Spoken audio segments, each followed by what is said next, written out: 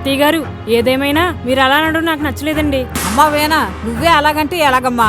ఈసారి ఎప్పుడైనా అలా అంటే అసలు ఊరుకోనండి. ఇంకెప్పుడు అలా జరగకుండా నేను చూసుకుంటాను కదా. లేదత్తయ్య గారు, మీ మాట మీద నాకు నమ్మకం లేదు. ఈసారి నువ్వే అంటావు కదా. 2 నిమిషాలు ఆ గోదావరి గట్టు మీద కూర్చుని వెళ్దాంరా. ఇలా కూర్చోమ్మా. మీరు కూర్చోండి, నేను నిల్చోనే ఉంటాను. కూర్చోమ్మా వేనా.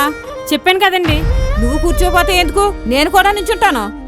కూర్చోమంటే కూర్చోవడం లేదేంటి? మరి ఈ రోజు ఫంక్షన్ లో ఏం చెప్తున్నారు మీరు? ఏదో ఫ్లోలో అలా వచ్చేసిందమ్మా. పెళ్ళయిన దగ్గర నుంచి చూస్తున్నానండి, ప్రతిదీ నాతో పన్నట్టే చెప్తారు మీరు. మీ మాట లెక్క చేయడం లేదని అందరితో చెప్తున్నారు మీరు. ఇలా ఎవరైనా చెప్తుంటే ఎంత బాధగా ఉంటుంది నాకు. నేను అందరితో ఎప్పుడూ ఇలా అనలేదు. మీరు అందరితో చెప్పలేదు అంటున్నారు. మరి శైలజ ఆంటీతో చెప్పారంట కదా మా కోడలు అసలు పనులు చేయదని. అలా చెప్పారా? నీ గురించి నేను ఎప్పుడు అలా అనలేదమ్మా.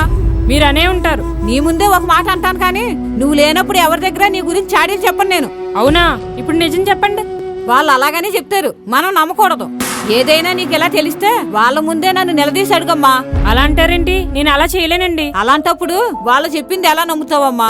అందుకే అంటారు, కంటితో చూసి చెవులతో వినే వరకు ఎవరి మాట నమ్మకూడదని. అందుకేనేమోనండి మళ్ళీ వాళ్ళు ఏది చెప్పినా మీ అత్తయ్య గారితో నేను చెప్పానని చెప్పొద్దని చెప్పేవారండి.